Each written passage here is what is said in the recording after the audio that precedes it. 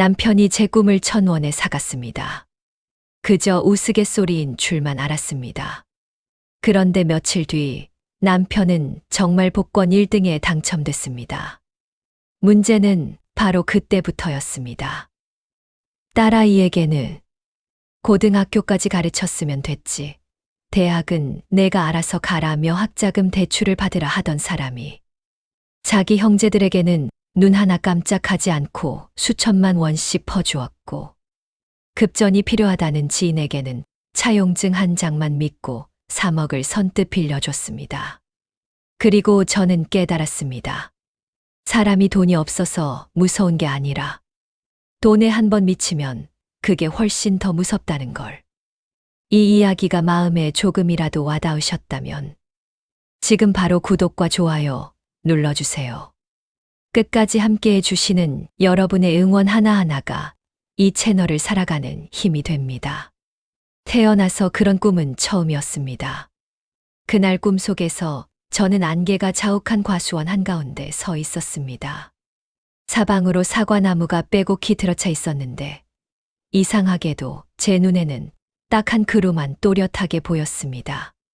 키가 크고 가지가 넓게 퍼진 나무였고 그 가지 사이에 달린 사과 하나가 유난히 강하게 반짝이고 있었습니다. 빨갛고 탐스러운 사과였는데 햇빛도 없는데 스스로 빛을 품은 것처럼 보였습니다. 저는 무언가에 이끌리듯 손을 뻗어 그 사과를 따 쥐었습니다. 묵직했습니다. 그리고 놀랍도록 따뜻했습니다. 꿈속인데도 이상하게 심장이 두근거려 저도 모르게 한 입을 베어 물었지요. 그 순간 저는 소스라치게 놀랐습니다.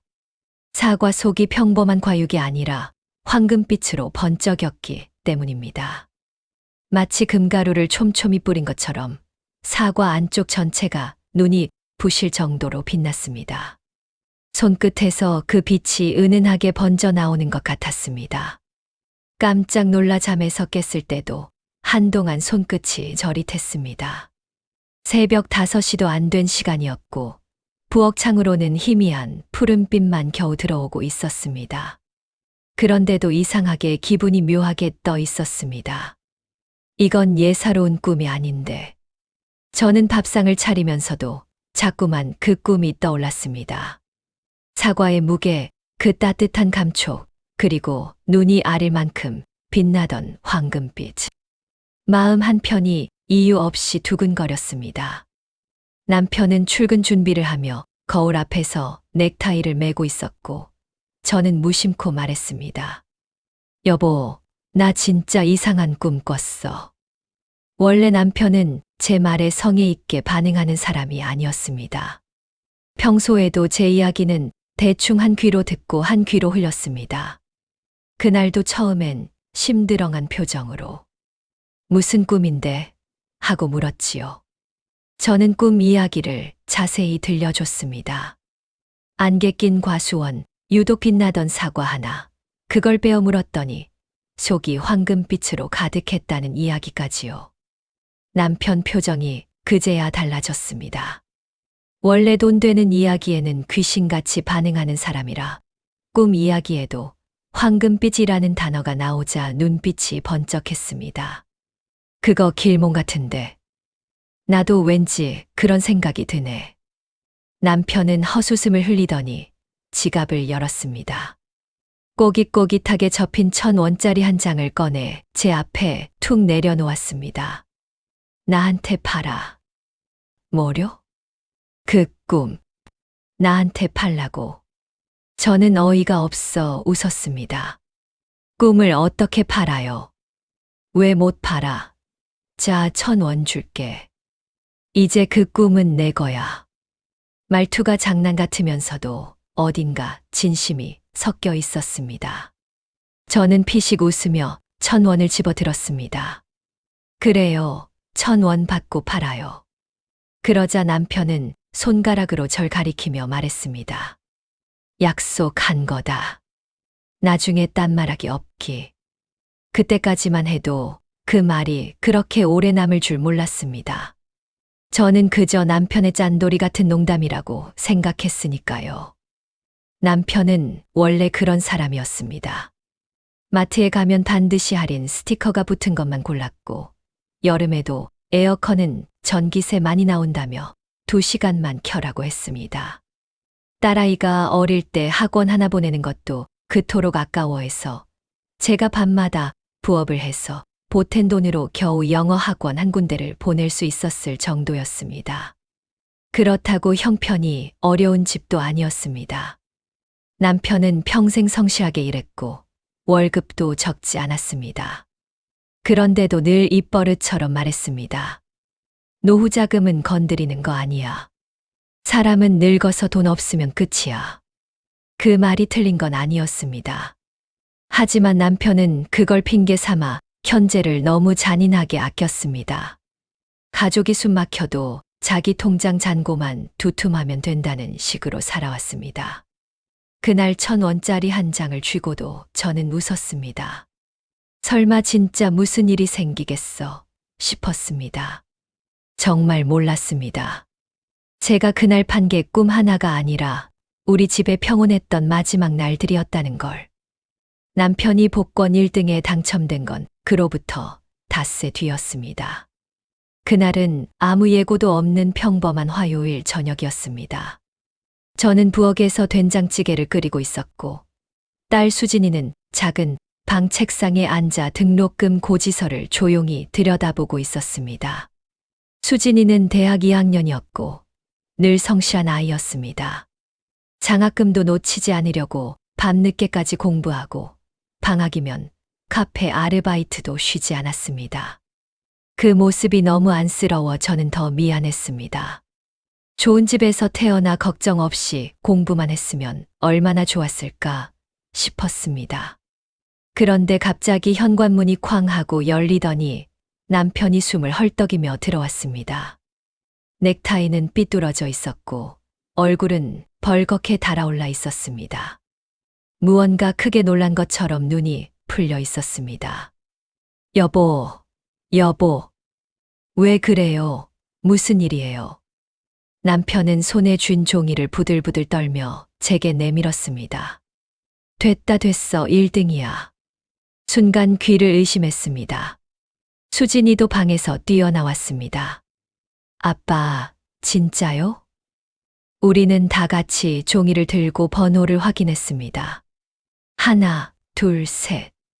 뉴스 자막과 일치하는 숫자들이 줄줄이 찍혀 있었습니다. 수진이가 먼저 소리를 질렀습니다. 엄마, 진짜 맞아. 진짜야. 저도 다리가 풀릴 뻔했습니다. 기뻐서라기보다 현실감이 없어서였습니다. 남편은 제 쪽을 돌아보더니 이상하리만큼 낮은 목소리로 말했습니다. 거봐, 내가 그랬지. 뭐려? 그 꿈, 길몽이라고 했잖아. 그리고는 피식 웃더니 덧붙였습니다. 1,000원 잘 썼네. 그 말을 듣는 순간 이유 없이 등골이 서늘했습니다. 아무것도 아닌 말인데 왠지 모르게 가슴 한쪽이 불안하게 조여들었습니다. 사람들은 보통 돈이 생기면 여유로워질 거라 생각합니다. 저도 그랬습니다. 적어도 수진이 등록금 걱정은 끝났다고 생각했습니다. 이제는 가족이 좀 넉넉하게 숨 쉬며 살 수 있겠구나 싶었습니다. 그런데 남편은 돈을 손에 쥐자 오히려 더 독해졌습니다.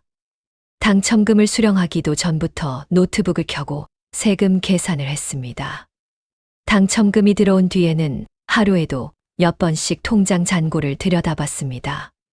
부동산 유튜브, 투자 카페, 재테크 방송만 뚫어지게 봤습니다. 주말이면 가족과 밥을 먹던 사람이 경제 세미나를 쫓아다니는 사람처럼 변했습니다. 그리고 가장 이상했던 건 돈을 더 많이 갖게 되자 오히려 돈을 더 아까워한다는 것이었습니다. 예전에도 짠돌이이긴 했지만 그래도 형편이 그러니 어쩔 수 없다 싶었습니다. 그런데 이제는 형편과 아무 상관없이 단순히 돈을 쓰는 행위 자체를 병적으로 싫어했습니다. 어느 날 수진이가 용기를 내어 식탁에서 말했습니다. 아빠, 이번 학기 등록금 내야 돼요. 다음 주까지예요.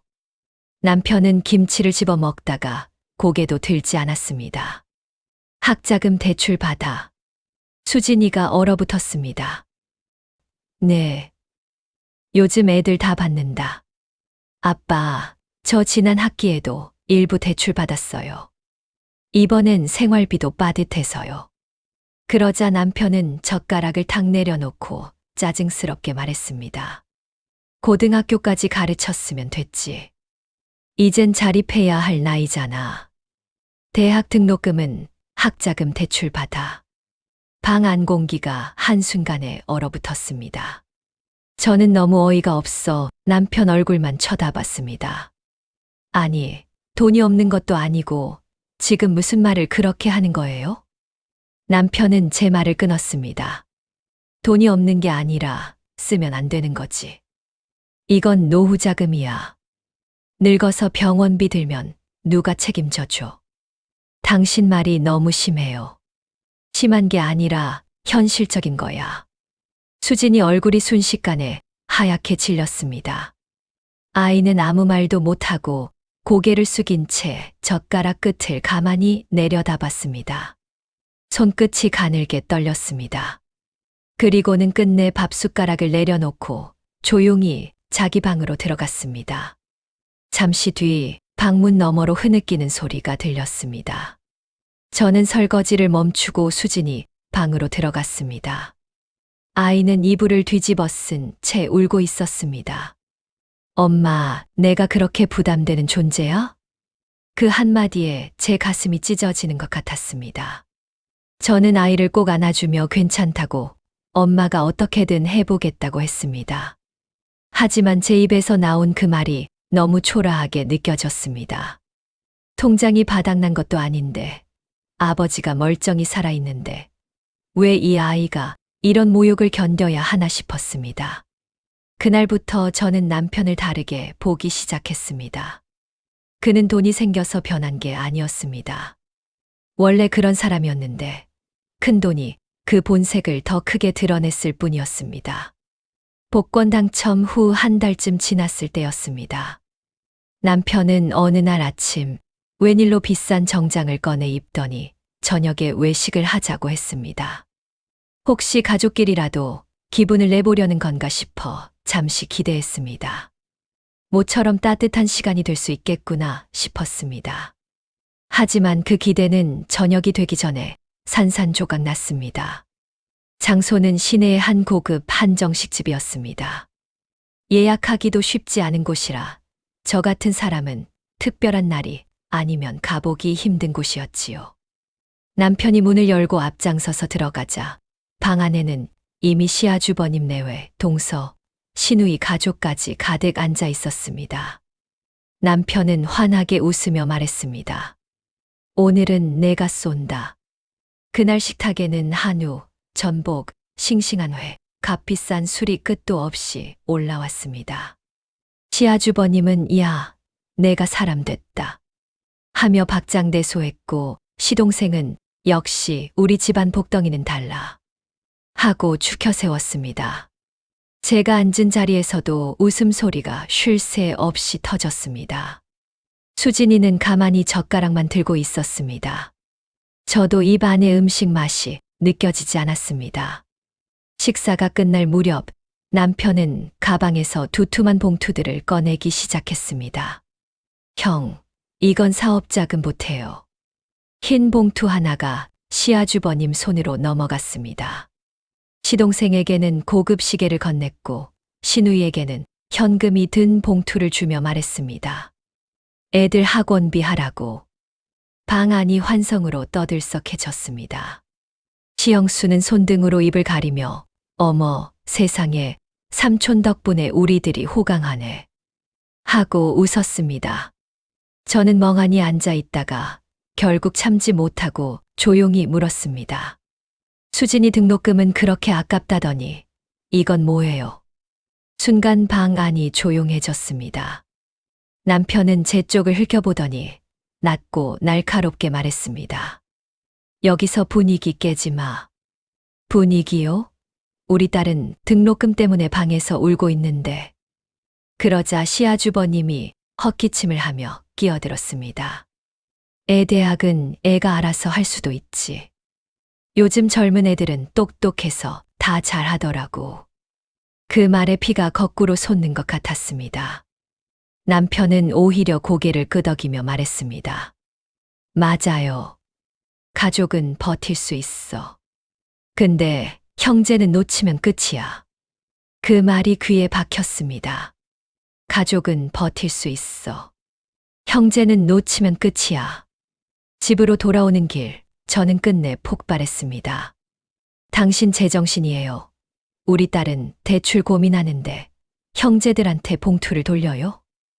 남편은 운전대를 쥔 채 비웃듯 말했습니다. 피는 못 속여. 그게 지금 할 말이에요. 내가 번 돈 내가 쓰는데 뭐가 문제야. 가족한테는 한 푼도 안 쓰잖아요. 가족은 원래 아끼는 거야. 돈을 퍼주면 사람 버려. 저는 그 순간 깨달았습니다. 남편에게 가족은 사랑해야 할 사람이 아니라 무조건 참아야 하는 존재였습니다. 반대로 형제나 지인들은 돈으로 사두어야 할 관계였지요. 이후 남편의 씀씀이는 더욱 커졌습니다. 시아주버님에게는 중고차 교체비를 보냈고 시동생 사업에 투자한다며 수천만 원을 넣었습니다. 오래 연락도 없던 사촌동생까지 불러내 식사를 사며 체면을 세웠습니다. 친가 제삿날에는 값비싼 한우 세트를 보내면서 우리 집 냉장고에는 할인 마감 시간에 사온 두부와 시든 나물만 들어 있었습니다.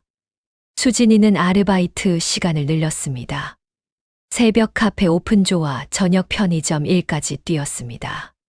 수업이 끝나면 바로 일하러 가고 일이 끝나면 도서관에서 눈을 비비며 공부했습니다. 그 모습을 보면서도 남편은 말했습니다. 그 정도로 힘들어야 사회 나가서 버티지. 세상이 만만한 줄 아나. 한 번은 수진이가 과로로 집 앞에서 쓰러진 적이 있었습니다. 제가 응급실에 데려가 링거를 마치고 돌아왔을 때 남편은 소파에 앉아 TV로 경제 뉴스를 보고 있었습니다. 당신 딸이 쓰러졌어요. 죽은 건 아니잖아. 그 말에 저는 손에 들고 있던 가방을 바닥에 그대로 떨어뜨렸습니다. 당장 그 얼굴을 후려치고 싶었습니다. 하지만 그보다 먼저 눈물이 먼저 났습니다. 이 사람은 더 이상 남편이 아니었습니다. 딸의 아버지도 아니었습니다. 그저 돈이 사람보다 중요해진 낯선 짐승 같았습니다. 그리고 더 큰 일이 기다리고 있었습니다. 그날은 비가 내렸습니다. 창문을 두드리는 빗소리가 제법 굵었습니다. 남편은 샤워를 하러 욕실에 들어갔고 식탁 위에 휴대폰을 올려둔 채였습니다. 평소라면 남의 휴대폰을 볼 생각조차 안 했을 겁니다. 그런데 그날은 이상하게 화면에 뜬 문자 한 줄이 제 눈을 잡아 끌었습니다. 형님, 3억 정말 감사합니다. 약속한 날짜 안에 꼭 정리하겠습니다. 순간 손끝이 차가워졌습니다.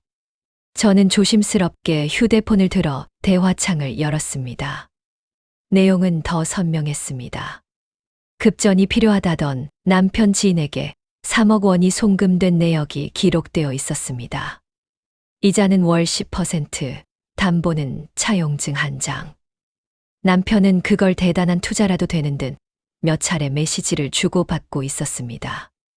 욕실에서 물소리가 쏟아지고 있었지만 제 귀에는 심장 뛰는 소리만 들렸습니다. 저는 그대로 식탁 의자에 주저앉았습니다. 무릎에 힘이 풀렸습니다. 우리 딸은 등록금 때문에 새벽까지 편의점에서 일하고 이 사람은 서류 한 장 달랑 받고 남한테 3억을 빌려주다니. 잠시 뒤 샤워를 마치고 나온 남편에게 저는 휴대폰을 내밀었습니다. 이게 뭐예요? 남편은 처음엔 놀라는 기색을 보이더니 이내 태연하게 수건으로 머리를 털었습니다. 본 거야? 3억을 빌려줬어요? 우리한테 한마디 상의도 없이. 상의를 왜 해?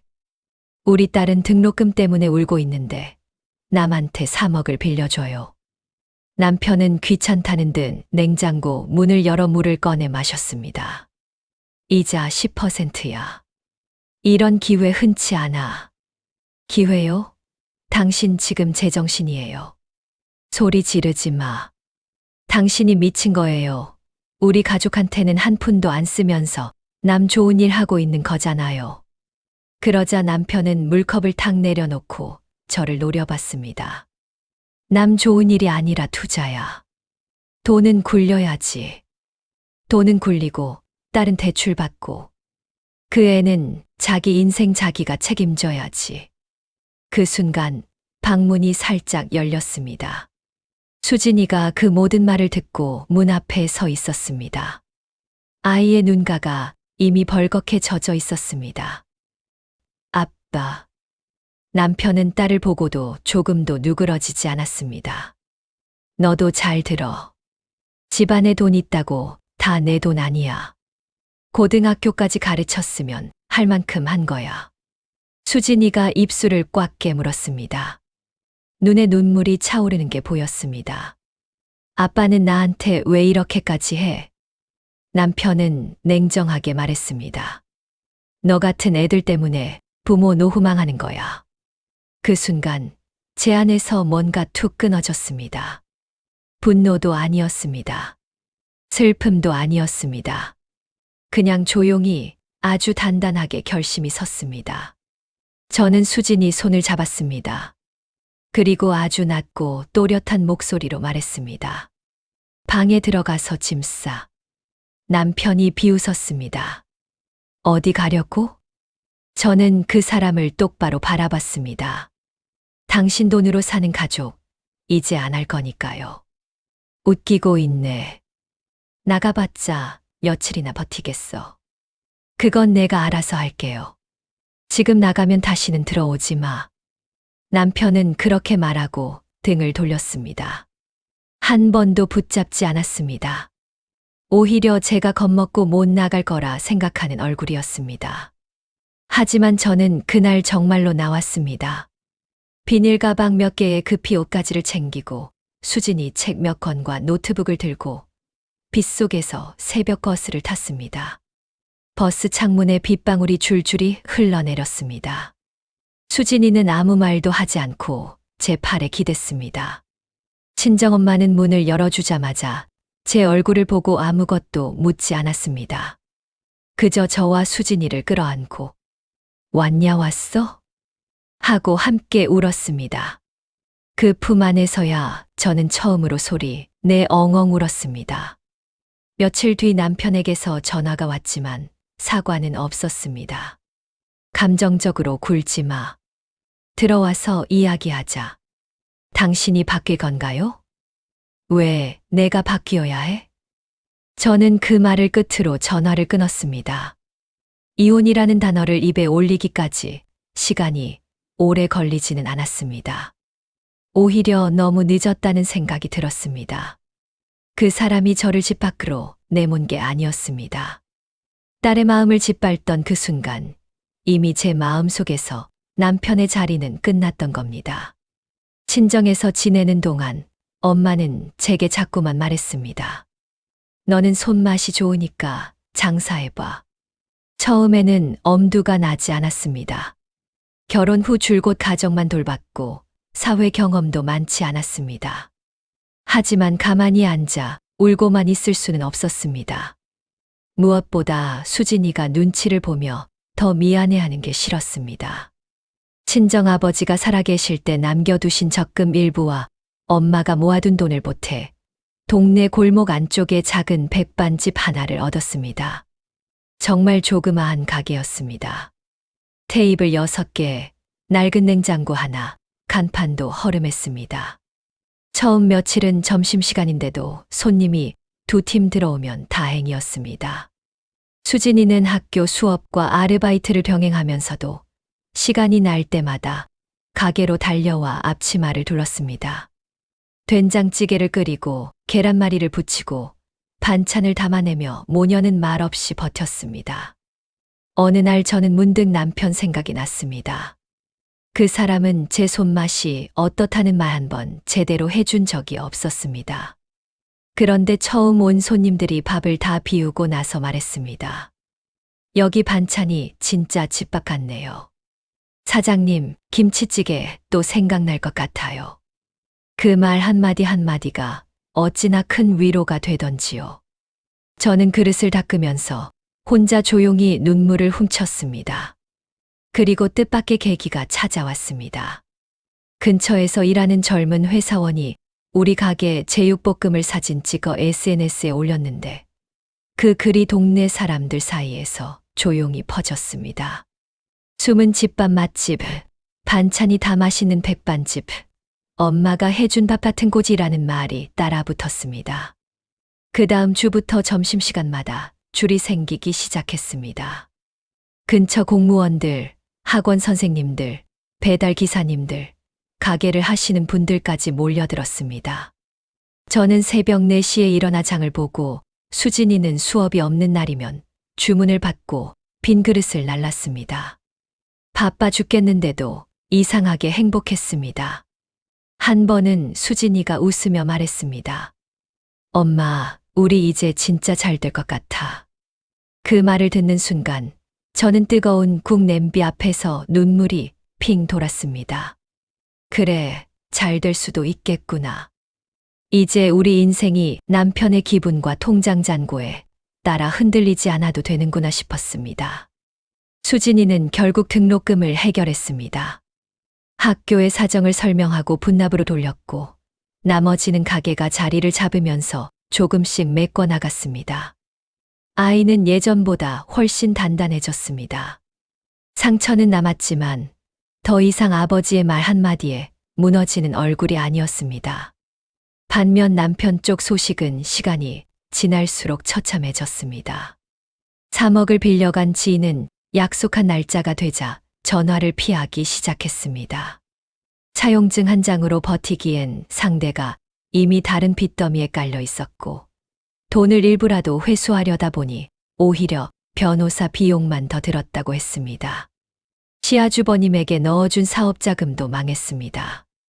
시동생에게 건넨 투자금도 허공으로 날아갔습니다. 자신이 직접 들어간 고위험 투자까지 줄줄이 실패했습니다. 그리고 정말 씁쓸한 건 그 많던 사람들이 다 떠났다는 겁니다. 돈 봉투 받을 때 그토록 다정하던 형제들은 우리도 먹고 살기 힘들다며 발을 뺐습니다. 연신 형님 하던 지인들도 연락을 피했습니다. 생일이면 단체방이 떠들썩하던 친척들도 조용해졌습니다. 돈이 있을 때는 그 집 주변이 시장통처럼 북적였는데 돈이 사라지자 집안은 무덤처럼 적막해졌다고 했습니다. 저는 그 얘기를 전해 들으며 이상하리만큼 담담했습니다. 그러던 어느 날 점심 장사가 막 끝난 오후였습니다. 손님들이 빠지고 식당 안에 김치찌개 냄새와 설거지 물소리만 남아있던 그 시간 유리문 밖으로 낯익은 그림자 하나가 어른거렸습니다. 남편이었습니다. 예전에 번듯한 정장은 없었습니다. 구겨진 셔츠에 수척한 얼굴, 초점 없는 눈. 저는 손에 들고 있던 행주를 잠시 내려다봤습니다. 미움도 반가움도 아닌 아주 먼 사람을 보는 것 같은 이상한 기분이었습니다. 남편은 문을 열고 들어왔습니다. 그리고 작은 목소리로 말했습니다. 밥 한 끼 먹을 수 있을까? 저는 대답 없이 자리에 앉으라고 했습니다. 수진이는 주방 안쪽에서 남편을 보고 순간 몸이 굳었지만 아무 말도 하지 않았습니다. 저는 된장찌개와 고등어구이, 나물 반찬 몇 가지를 조용히 앞에 놓아줬습니다. 남편은 젓가락을 들고 한참을 가만히 있다가 한 입 먹더니 고개를 숙였습니다. 어깨가 가늘게 떨렸습니다. 이렇게 잘하는 줄 몰랐어. 그 말이 너무 늦었습니다. 저는 조용히 말했습니다. 당신은 늘 모르는 게 많았죠. 남편은 한참 동안 아무 말도 하지 못했습니다. 그리고 어렵게 입을 열었습니다. 나 다 잃었어. 알아요. 사람들도 다 가고 아무도 안 남더라. 저는 잠시 그를 바라보다 말했습니다. 당신 곁에 남아있던 건 사람이 아니라 돈이었으니까요. 그의 눈이 천천히 붉어졌습니다. 하지만 제 마음은 흔들리지 않았습니다. 예전 같으면 그 눈물에 또 속았을지 모릅니다. 그러나 이제 저는 압니다. 사람은 한 번의 눈물보다 여러 번의 선택으로 증명된다는 것을요. 남편은 마지막으로 수진이를 바라봤습니다. 수진아, 미안하다. 수진이는 한참 말이 없다가 조용히 대답했습니다. 늦었어요, 아빠. 그 말은 비수가 아니라 사실이었습니다. 남편도 그걸 알았는지 고개를 더 깊이 숙였습니다. 그날 남편은 밥값을 내려고 주머니를 뒤졌지만 저는 받지 않았습니다. 이 밥은 돈 받고 파는 밥이 아니에요. 마지막 예의라고 생각하세요. 그는 더 이상 아무 말도 못하고 돌아섰습니다. 문이 닫히고 나서도 한동안 식당 안은 조용했습니다. 밖에는 저녁 햇살이 비스듬히 들어오고 따뜻한 밥 냄새가 아직 남아 있었습니다. 저는 문득 오래전 그 꿈이 떠올랐습니다. 안개 낀 과수원, 반짝이던 사과 하나, 그리고 그 안에 황금빛. 그 사과를 처음 베어 문 건 분명 저였습니다. 하지만 그 열매를 자기 것이라 착각한 사람은 남편이었습니다. 이제 와 생각해보면 그 꿈은 단순히 돈이 들어온다는 뜻이 아니었는지도 모릅니다. 어쩌면 진짜 의미는 누가 황금빛을 손에 쥐어도 그걸 어떻게 쓰느냐에 따라 인생이 완전히 달라진다는 경고였는지도 모르겠습니다. 남편은 돈으로 사람을 사려 했고 결국 돈과 함께 모두를 잃었습니다. 저는 빈손으로 시작했지만 사람을 붙잡았고 끝내 삶을 다시 일으켜 세웠습니다. 수진이가 제 옆으로 와 앞치마를 벗으며 웃었습니다. 엄마, 저녁 손님 오기 전에 잠깐 앉아요. 저는 딸과 마주 앉았습니다. 허름하고 작았던 식당 안은 어느새 우리 삶의 중심이 되어 있었습니다. 천장에서 노란 불빛이 따뜻하게 내려왔고 창밖에서는 저녁 바람이 간판을 살짝 흔들고 있었습니다. 저는 그 풍경을 바라보며 조용히 생각했습니다. 인생은 참 이상합니다. 누군가는 복권 1등에 당첨되고도 모든 걸 잃고, 누군가는 쫓겨나듯 집을 나와도 작은 식당 하나로 다시 살아납니다. 그리고 이제 저는 압니다. 사람을 살리는 건 큰 돈이 아니라 따뜻한 밥 한 끼와 내 편이 되어주는 마음이라는 걸. 이 이야기가 마음 한켠의 작은 울림이 되셨으면 합니다. 작은 위로가 되기를 바랍니다. 다음 이야기에서 또 뵙겠습니다.